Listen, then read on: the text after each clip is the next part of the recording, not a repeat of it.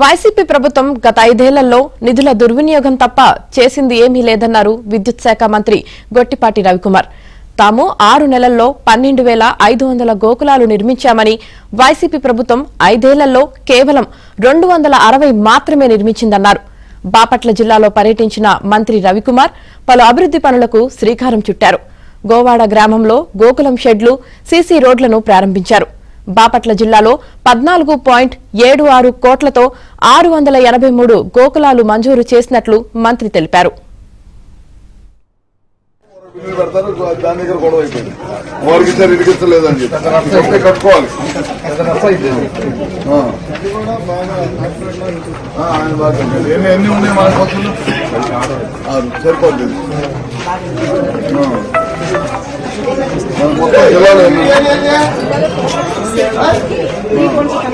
పాత బిల్లు కాదు అన్ని కొత్త కట్టించాను.